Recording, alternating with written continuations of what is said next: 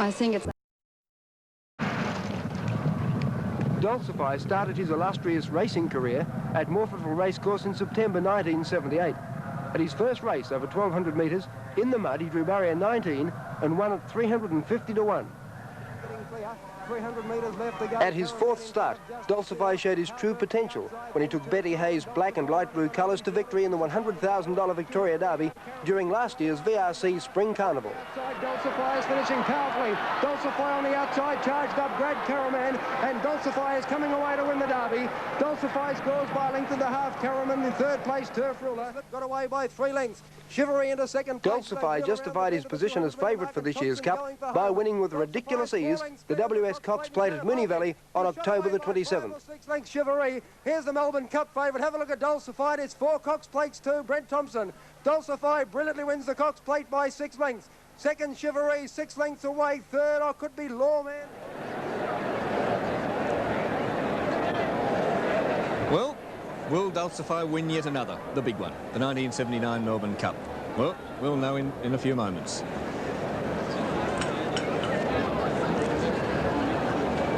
In the meantime, while we think about Dulcify, let's think about a few other horses that might have a chance of winning the Cup. How about Phil and Graham Kelly?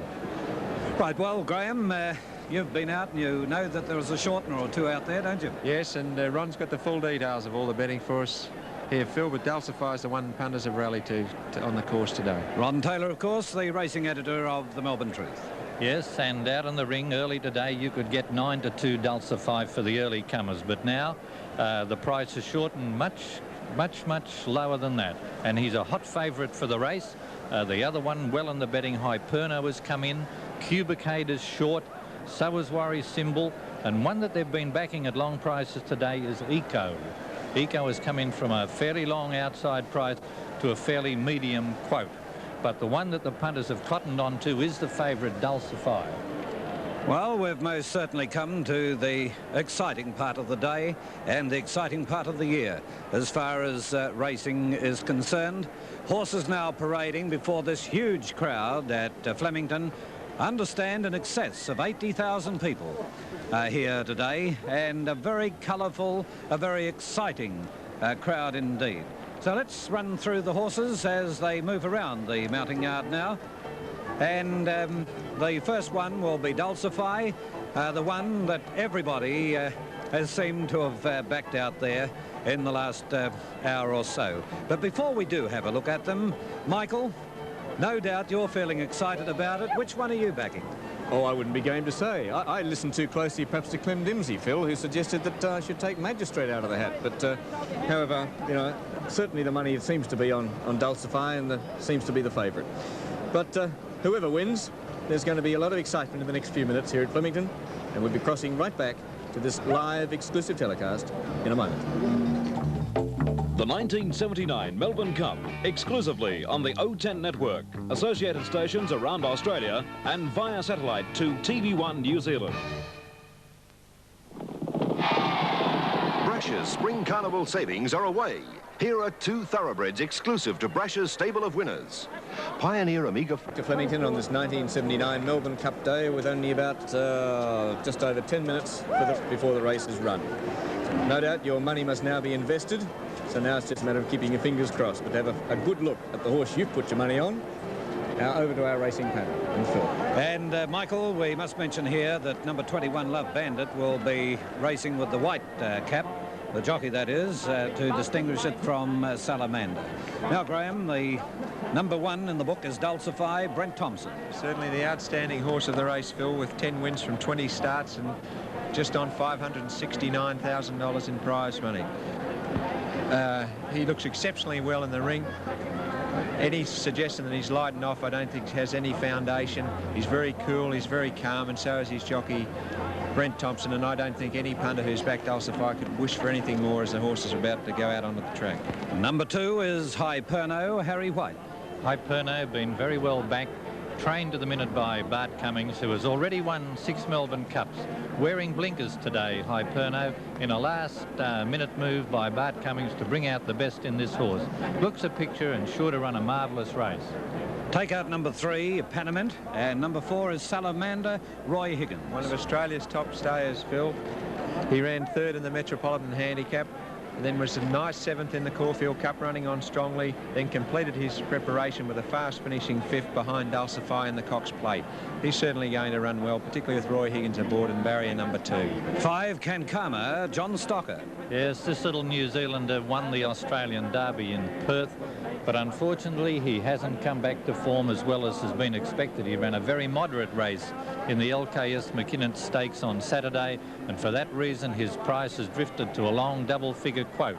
There's not much to look at about Kankama, and if he wins this race, it'll be one of the biggest shocks of the century. Let's look at the colours of Jay Walker as he's aboard number 6, Cubicade.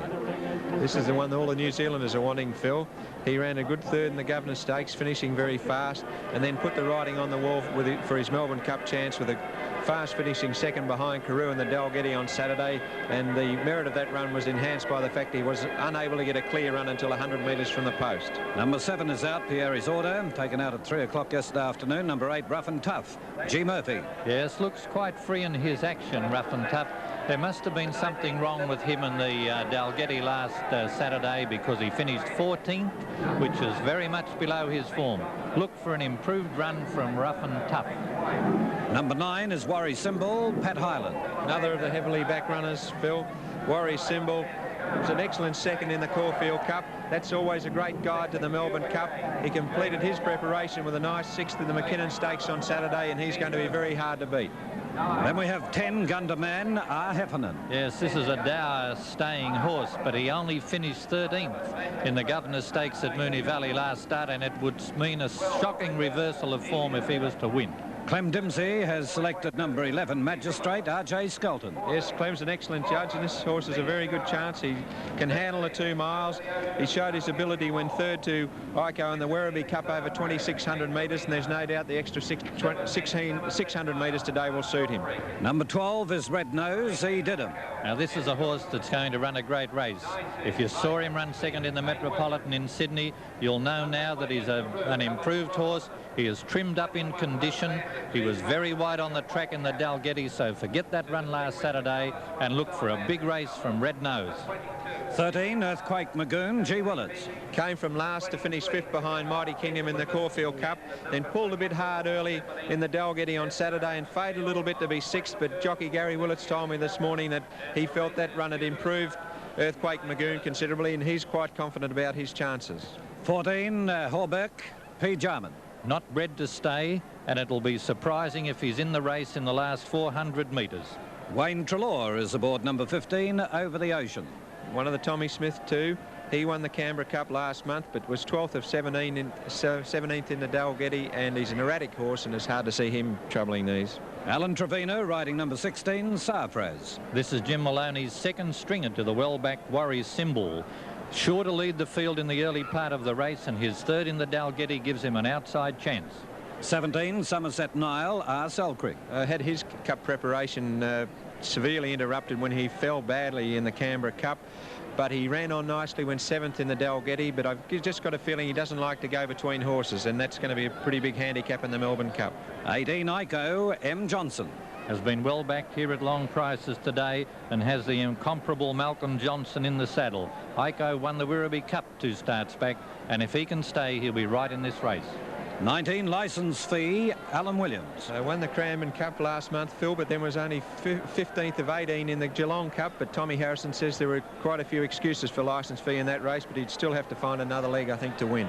20 is Carew, W. Robinson. Carew looks great. He's 8-year-old, but he ran third in the Melbourne Cup last year, and he's only got 2 pounds more or a kilo more on his back this year. Tight in the market, winner of the Dalgety last Saturday, and bound to run a great race. Gee, Dulcify got a great cheer as he went down the track then. Number 21, Love Bandit, G. Palmer. Racing in the blue and white stripes of the white cap, Phil. He was a good 4th in the Governor Stakes at Moonee Valley. Didn't have much luck in the straight, and he likes a good firm track and should stay the distance. 22, Safe Harbour, K. Langby. This is an outsider with a chance. Safe Harbour, she looks very well. She ran 6th at Werribee on a tight little track that wouldn't suit her last start. On the big Flemington stretches, she'll be running on, and maybe she'll fluke a place. 23, Pagal, B. Clements. A little bit difficult to see her running the distance right out, Phil, but she was a very handy fifth in the McKinnon Stakes on Saturday, and there's quite a whisper about her on the track today. And she's nicely drawn in barrier number 5. Stephen Burridge is aboard number 24, Josephine. Yes, the rank outsider of the field. And after having failed badly at Caulfield and Werribee, it's very difficult to see Josephine getting near the money in the finish. Well, crowds are gathered both sides of the track here at the moment, around the mounting yard, in the public area, in the stands. Doesn't it look fantastic, Michael? Bill, and the sun has really just come out for the first moment. We had so much overcast, cloud a little earlier, but now the sun is shining. Clear blue sky. Everything is perfect. Everything is set here at Flemington in Melbourne for the running of the 1979 Melbourne Cup. The horses are on their way to the barrier. And a balloon, which an advertising balloon, I don't know whether we can pick it up, has taken off. It's way in the sky. It was anchored well. The gas balloon air-filled. It's way in the sky now. And the crowd is all pointing in that direction, just deflecting away from the horses for the moment. Unfortunately, we couldn't pick it up. An advertising balloon that's gone way into the sky. It's taken off. So as I say, the scene is set for the running of the 1979 Melbourne Cup. We'll be back in a moment. The 1979 Melbourne Cup, exclusively on the O10 network, associated stations around Australia and via satellite to TV1 New Zealand. Admire Sportscraft. Well, welcome back to Flemington. Just a few minutes to go, and by looking at some of those faces, you can see the excitement there. Have they lost their housekeeping for the day, or more, or not? Or will they lose it in a few minutes, or will they make a fortune? That surely is the feeling at the moment out here at Flemington, no doubt at home, everyone who is now watching this telecast. You're watching through the Channel O10 network, exclusively on Australia and in various parts of the world. We now cross to Clem Dimsey, who'll be calling the Melbourne Cup 1979. Thank you, Michael. A tremendous atmosphere as the runners have moved down the long straight to the start of the Melbourne Cup. 3,200 metres. There's Can Karma, a New Zealander who won an Australasian Derby in Perth. Hasn't really found his best form this campaign, but we know that he'll stick out the journey. Love Bandit is wearing a white cap to distinguish him from the stablemate Salamander. Love Bandit to distinguish from Salamander, walking around, and you can see then the head-on view as the riders will charge to the judge, and then out of the straight to the Maribyrnong side. They'll have about 2,000 metres left to travel. Now had a few butterflies through some of the riders because there's been 12 months work by trainers. There's Cubicade walking around behind the barrier, one of the top New Zealand chances. Another one is Carew. A horse that's been well tried today, Des Spain, is Red Nose. Yes, Clem, Red Nose performed pretty well in the Dalgety. Got a bit wide, but prior to that in the Caulfield Cup, he'd been well supported from a long odds. That's him in the spots there with the white cap. And I think, you know, he's got, a really good chance today if he can put the Dalgety together again and have a bit of luck. Red Nose was trained in Sydney by Theo Green, and let's get Theo's thoughts on the Melbourne Cup as Red Nose walks around prior to going to the stall. Theo, all of a sudden everybody thinks Red Nose is the best of the outsiders in the Cup. What's your reaction? Oh, I always thought he was, Ray. Hasn't really put a foot wrong. He's only bad runs in his life were at Caulfield, and they can be excused. Here the other day, he was off the course all the way due to a bad barrier position, and I think he'd have won the Hotham if he'd have drawn on the course, and if he had, well then one would be entitled to think he's a great chance in the Melbourne Cup, because I expect the run to improve him. Theo Green chatting about Red Nose behind the barrier. Salamander's another one given a chance at Flemington, trained by Tommy Hughes, and Tom has Love Bandit in the race as well, but he speaks about Salamander. Tom, Salamander ran in last year's Cup, didn't it? The year before. Yeah, as a 4-year-old. Yes. Yeah, a better horse now, stronger horse. Well, his lead up to this race has been pretty good, and his runs have been good, and I feel that he's got a great chance today. Happy to have Higgs aboard? That's true.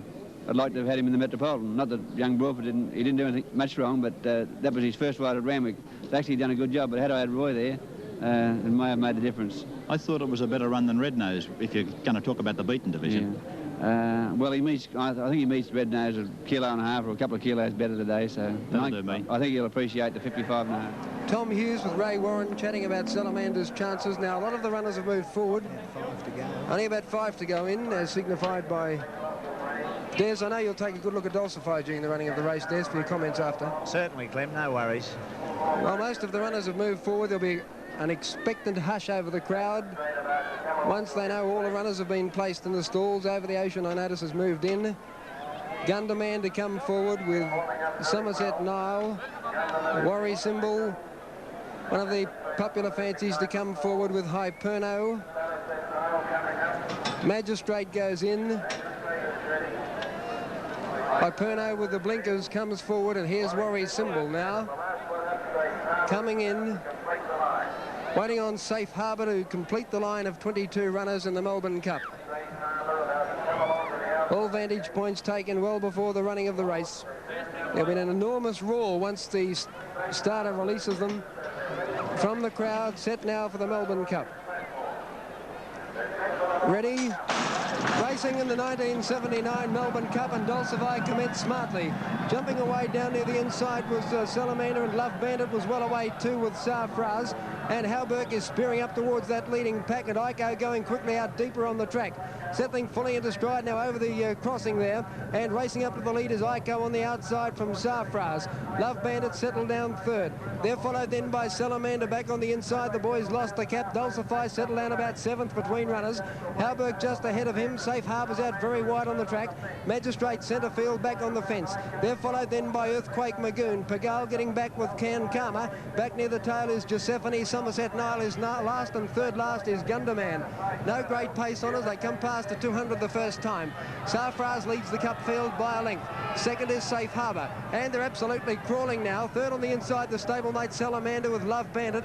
Iko's out 3 wide, and then Red Nose. In the centre was Halberg. Next is Dulcify on the outside of Magistrate, and Worry Symbol 3 wide. 2 lengths behind them, Cubicade and Hyperno as they go out of the straight to the 2200 metre mark. They're followed then a length and a half to License Fee. Rough and Tough is back on the fence with Earthquake Magoon, and then Karu Pigal. Gunderman's well back with Over the Ocean. Second last in the race, Somerset Nile, and last of all is Giuseppe. 2,000 to go. Sarfraz dictating terms in the cup, showed the way by a length. Safe Harbour was second, 2 lengths away. Salamander on the inside of Love Bandit. A couple of lengths back behind them, Halberg on the outside of Red Nose. Magistrates on the fence next. Dulcify travelling smoothly on the outside, and then 3 wide is Worry Symbol. Hyperno going between them, and then Karu. 2 lengths behind them on the inside was Rough and Tough, and then License Fee. Earthquake Magoon was next, followed by Karu poking through on the fence. Getting reared was Gunderman at that point, followed well back in the field by Over the Ocean, and Somerset Nile near the tail, and Giuseppe dropped out to be last. Making this long turn now at the 1400 metre mark, Sarfraz on top.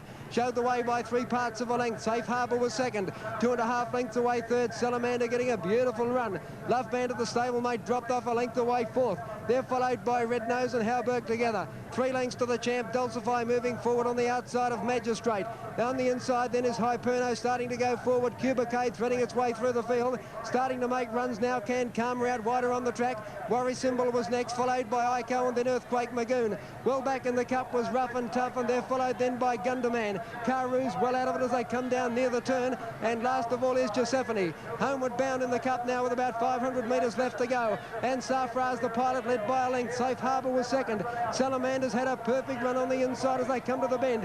Halberg going around them on the outside, taking closer order, and there Red Nose starting to sprint too. On the turn now, 500 metres left to go in the cup. Sarfraz is joined by Halberg. Red Nose putting its way into it now. They're followed then back behind them by Salamander, and down the outside running on fairly is Worry Symbol. Dulcify's broken down in the cup. Dulcify's broken down. 300 metres left to go. Here's a real charge now. Now Halberg just in front of Red Nose. Salamander getting through near the inside, and Hyperno out wider. There's 5 in line. Salamander on the inside, grab the lead. Hyperno and Red Nose are cutting him down. Salamander, Hyperno on the outside, picking up Salamander. Salamander and Hyperno, they split the line. Salamander maybe, but it's close. Hyperno there too, and they're both chatting to one another. Maybe Red Nose third, then Halberg. They're followed by Cubicade. Back behind them then was Worry Symbol, Magistrate, Can Karma, then Pigal, followed by Love Bandit, Sarfraz, Giuseppe, Over the Ocean, Earthquake Magoon, Somerset Nile, Gunderman, and License Fee, and a long gap to Iko and Rough and Tough's run last, and Dulcify has broken down. Dulcify has broken down near the turn in the Melbourne Cup. What a disaster, Des. Oh, shocking thing. I think it looks as though it's his off or near hind leg or his back or something there. Clem, I'm not quite sure, but there's the finish, and it looks as though it's a bobbing finish, and it's nothing much in it, but if I had to make a decision, I'd say Salamander. But well, I don't know. It's just looking at that photo, the one on the outside, of course, is Hyperno with the blinkers. Oh, gee whiz. Gee whiz. It's very, very tight. And there's this very sad and tragic sight as Dulcify has broken down as heads were turned for home in the Melbourne Cup. A tragedy. Harry White's convinced that he's won the Cup on Hyperno on the outside, and he may well have. Yeah, might too, Clem. That's pretty close. The judge has gone for a develop print again. Yeah, well, I knew it. We're not far wrong. Cup. What did you think, Ray Warren? Oh, Clem, I think Salamander, but only by a bare margin, believe me. What about Higgins? He must be thinking some unbelievable things at the moment. He had the choice of both of them. And he had a chat to Harry. As soon as they crossed the line, they chatted about the finish, no doubt. Probably are. Well, there's Harry White on Hyperno. He's got no doubts. He's won the Cup. And Roy content to come back second. And if he has, it'll be the 4th win by Harry White, and I think the 7th by Bart Cummings. Oh, but let's wait and see. Wait for the number to go in the frame. What a finish. That's probably the tightest Melbourne Cup finish I've called. Look out, it's not a dead heat. And the crowd are flocking across the steeple grass to take a closer look at the contestants in the Cup. Well, what a Cup, with Dulcify breaking down. All eyes on the semaphore. Number 2. Hyperno's won the Cup. Number 2, Hyperno. On the outside has won the Cup. Number 2, Hyperno, ridden by Harry White, has won the Cup. Second is number 4, Salamander, ridden by Roy Higgins. And third, you can hear the roar, number 12, Red Nose, ridden by Midge Didham. 2, 4 and 12. Officially 4th was number 14, Halberg, and 5th was number 6, Cubicade. Well, what do you say? There it is. Harry White, the magic of Harry White and Bart Cummings combining to win the 7th Cup for Bart and the 4th Cup for Harry White. And it's unbelievable, Clement. You did go for Hyperno. I know you thought that it just about... Salamander, did you? I thought you... Yes. No, it's very close. Bobbing finish. We're not squaring off. What a finish, and what a great exhibition of 2 riders going hell for leather. And did you see Roy try and give Harry the pat on the back when they... and the number went up? That it was an affectionate, you know... I'll tell you what confused the issue on the early part. Salamander lost his red cap. Oh, that was handy. And we had Love Bandit racing in a white cap as well. Yeah, unbelievable. Harry White, another winner, and Bart 7. He's unbelievable. You can't beat him. An enormous cheer from the crowd when Harry turns the corner that will take them back to the number 1 stall, and Harry is naturally delighted. He's suffering with asthma. Here's the finish of the race now as Red Nose joins Halberg. Salamander without the cap on the inside, and there's the eventual winner, Hyperno, on the outer. Salamander was given every chance by Roy Higgins. Ridden the perfect race and got right through. Got right through on the inside to grab the lead. And then Hyperno tackled Salamander, and they went to the line absolutely locked together. I noticed that Harry White made his run 800 metres from home on Hyperno. Well, there's not a lot in it, but just on the line, Hyperno has won the Cup. Yeah. We can't deny that. The numbers are in the frame, Clem. Now a great win to Hyperno, who put the writing on the wall, of course, when he ran a very good race in the McKinnon Stakes last Saturday. The 1979 Melbourne Cup winner, Hyperno, ridden by Harry White. Well, a couple of weeks ago, Harry was searching for a ride in the Melbourne Cup. That's right, yeah. You've got to be very fortunate to win that in the way Harry did, but there it is. He's got the money, and once again, it's Bart Cummings, 7 wins. It's been a very, very hard ride, too. You can see microphones being thrust at Harry White as he returns. But he's got other things on his mind at the moment, and that's weighing in. But that tragedy, Dulcify, is going to be taken away on the horse ambulance. He was certainly just... when Harry White went by on Hyperno, I was beginning to sense that Dulcify wasn't going well enough. And up until then, he had the run of the race also. He was given a beautiful run by Brent Thompson, but I just don't know. Harry scooted past him, and there's Harry going back to step onto the scales now and see if he makes that correct weight. Well, Bart Cummings, of course, deserving the honour of the Cup's King, winning the race 7 times in a remarkable feat. Well, there it is. He weighed in all right. He weighed in terrific. Harry is delighted, and so is Bart as he meets the press in front of the where the horses return. Get them across over to me, will you? And there's Salamander, Roy Higgins on the saddle. On the scales, tote dividends, $4.15 for the win high Perno, $1.40 for the place. Salamander, $1.70, and number 12, Red Nose, paid $1.75. The Quinella on the Cup 2 and 4 paid $19.85, and the running double numbers 12 and 2 paid $242.30. 4.15 and 1.40, 1.70, 1.75 are the Victorian tote dividends, and correct weight on the 5th event, the Rich race, the greatest handicap in the Southern Hemisphere, the 1979 Melbourne Cup 2 high Perno. Salamander was second, and you can see Bart Cummings, and we'll take you across to Bart and the boys in the yard. What a day this been. Correct place, latest rate for place getters in the Cup. The winning margin, the shortest possible, a short half-head.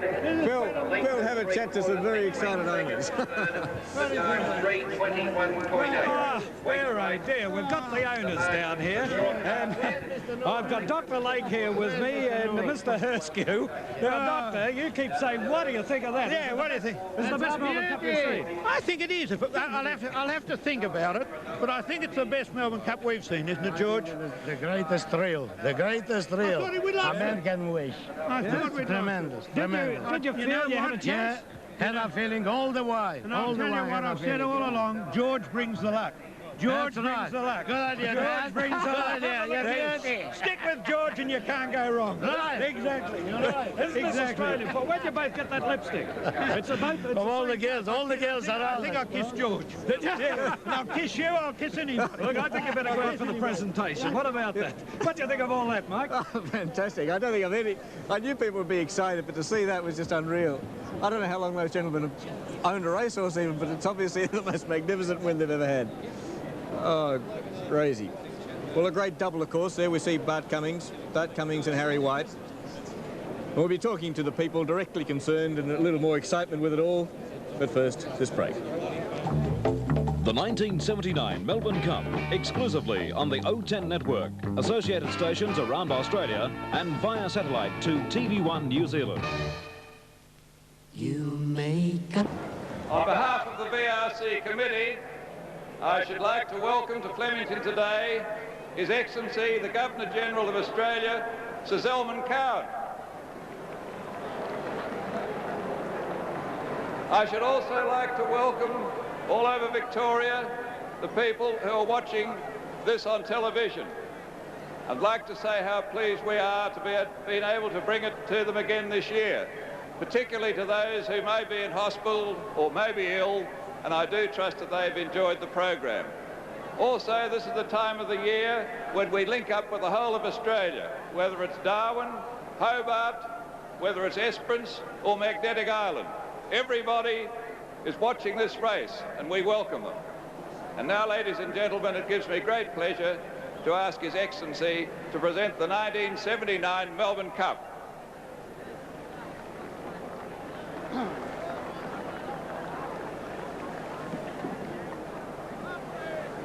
Mr. Chairman, Your Excellencies, Your Highnesses, members of the committee, ladies and gentlemen.